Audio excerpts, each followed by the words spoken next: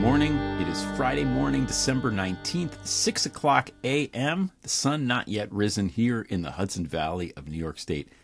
I wasn't even going to record one of these this morning because I didn't have like an urgent take on anything that happened this week, at least nothing that I didn't get off my chest yesterday when I was a guest on Cliff Schecter's show along with David Schuster, which I think popped up in the old emails for people who are on my mailing list here on Substack. But then it occurred to me when I woke up that making the list of things that happened this week, that there was a trend that I spotted. And it also occurred to me that week to week, Trump usually has weeks that can be classified in certain ways. There's themes to the week. Some weeks he's just overtly treasonous. Some weeks he's, anti-authority. Like, for example, when he demolishes the east wing of the White House without asking permission. Some weeks he's vindictive, where he's going after Comey or Tish James or whoever. Some weeks he just leans into Project 2025.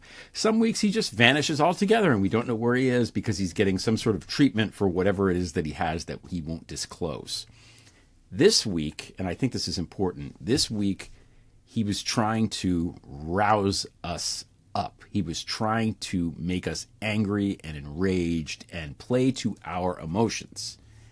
And I don't know if he was doing this intentionally. I don't know if there's like 3D chess going on, but that's clearly what the theme of the week was. If we look back at the things that happened, he makes us want to go red with rage and just scream, right? That's what he does. He's also very good at this.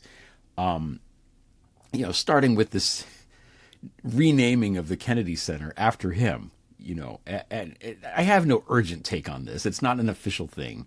They're not allowed to name the Kennedy Center anything because it's, only Congress can do that. Of course, the press doesn't point this out, but, naming it after himself, like affixing the name there at the beginning, the Trump Kennedy Center. It's like the Trump Empire State Building, the Trump Golden Gate Bridge. Like, what's next? That makes everybody furious because, as people have pointed out, the Kennedy Center is, in fact, the memorial to JFK.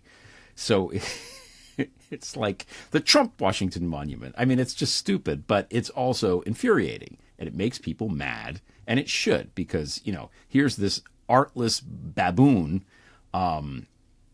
naming something after him, which is so gross anyway, and then naming this after him. As my friend LB has said for years now, Trump shits on what we find holy. And this is yet another example of that. So I refuse to get, caught up in that. He also, yesterday, announced some sort of policy that he's doing where minors who are trans will be denied medical care that they need. This is also infuriating, and I think it's designed to infuriate for those of us who understand what that means. And what it means is that more trans kids will commit suicide. So good job, Trump, asshole. But it's infuriating, and he knows it's infuriating. And that's why he's doing it this week. And then there's, he has that address to the nation, which frankly, I didn't even watch. I went to bed before it even came on. And then the next morning I got up and I was looking on social media trying to figure out what the speech was about or the address. And nobody was even talking about it. He didn't say anything. And apparently it was just, an hour of pure rage and him yelling at us like we were, misbehaving children. And he was the drunk dad. So I think I'm glad I missed that. But that's another thing. It makes us enraged. The math that he displayed or the lack of math skills, I should say. Drug companies are going to go down 600% in prices, like dumb shit like that. It makes us all enraged. And then, of course, the reaction to Rob Reiner dying is just unconscionable, inexcusable, and any shadow of a doubt that this man had even a shred of soul, even a shred of basic humanity evaporated when he put that out on social media. I'm not even going to bother repeating it. I think everyone's seen it by now. And then I wake up this morning and I'm like, well, I better check the news headlines before I go and go on in case I miss something. And the only story that I saw was the judge in Wisconsin, Hannah Dugan, who tried to shield somebody from ICE taking them and kidnapping them, was convicted on a felony charge, which is infuriating beyond, right? This is absolutely akin to, convicting somebody for hiding Jews under the floor during the Nazi era. I'm sorry, but it is. These are kidnapping Gestapo people running around the country, causing chaos and really doing real harm. So I think that she's a hero, and I think this is preposterous. But of course, he'll pardon some J6 guy or some war criminal before he pardons, or a drug dealer from Honduras before he pardons someone who actually is worthy of a pardon in Hannah Dugan. So, oh wait, didn't Erica Kirk happen this week too? The big Barry Weiss, Erica Kirk tete-a-tete that 7 people watched. Guys, no one cares about her. We don't care. No one cares about Erica Kirk, okay? I do think it's funny that she has 3 Ks in her name. Appropriate. Funny, right? Anyway, I bring this all up because this is something that he does. This is a tactic. And in fact, Brooke Harrington talked about it during our podcast episode when she was talking about Aristotle. You appeal to people's passions because once you get into that, sort of lizard brain, your rational brain turns off and you can't function.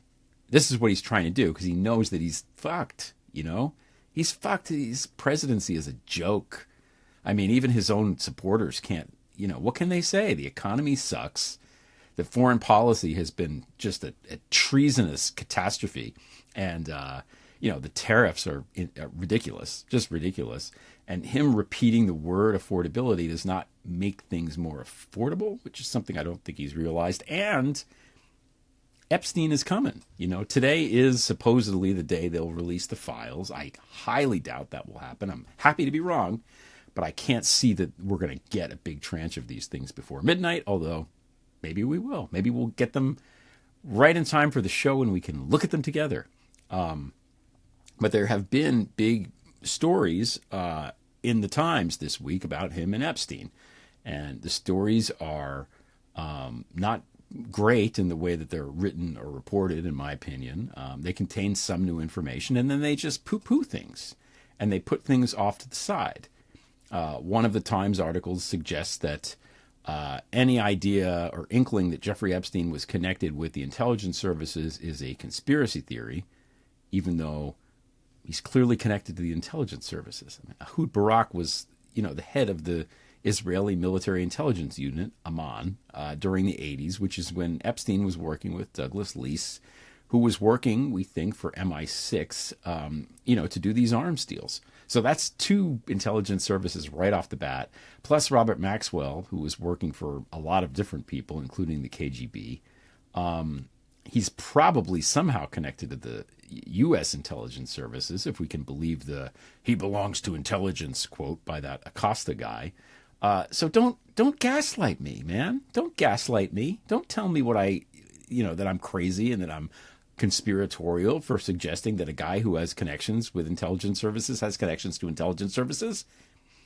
But again, all of this is designed to, I think, rile us up and make us so furious that we just run around in circles and scream and shout and, want to go into the garage and hit the punching bag a few times, like the priest does in the Knives Out movie. And I refuse to do it. I'm not doing it.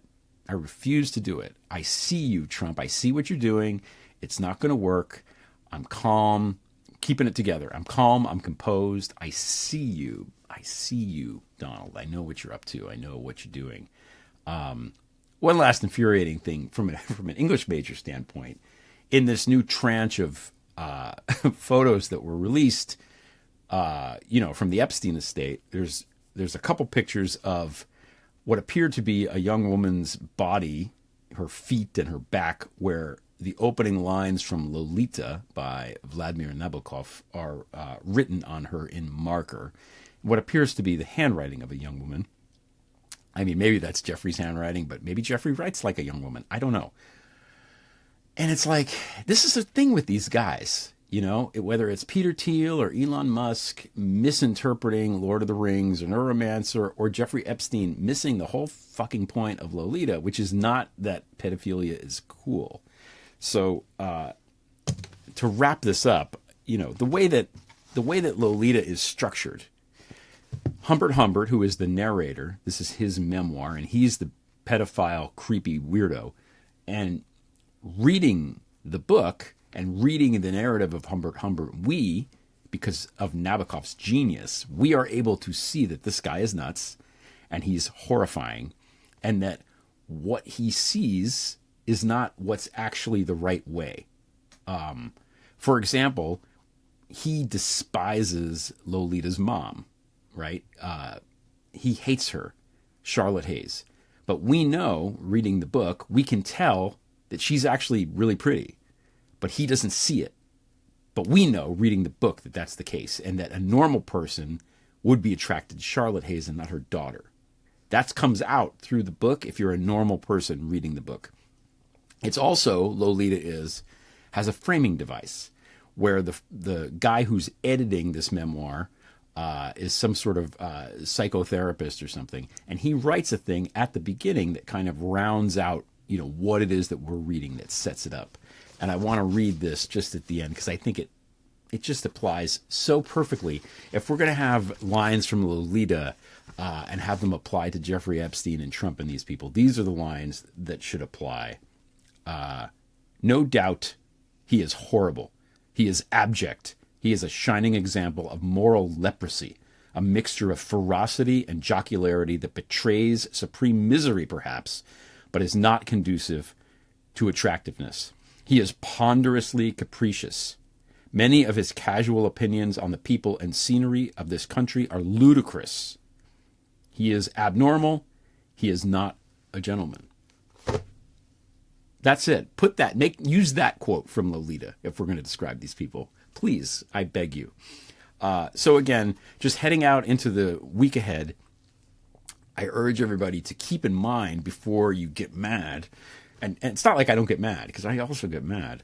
But as you find yourself getting mad, remember that this is intentional and that he's trying to make you mad. He's trying to make you mad. And, you know, I mean, Rob Reiner has almost universal appeal in the world, as we've seen, right?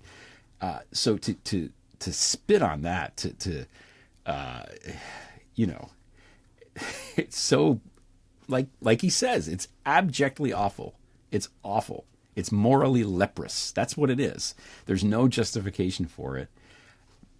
And he knows this on some level, right? He knows it, and he's trying to rile us up. And I think the reason he's trying to rile us up, if in fact he has a reason, is because, first of all, he knows that everything is a failure. Second of all, he knows everything's falling apart. And third of all, he knows, or he fears, that whatever's in those Epstein files is coming out, and there's not a damn thing he can do about it. That's all I have to say this morning. Have a wonderful weekend, everybody. And until next time, we shall prevail.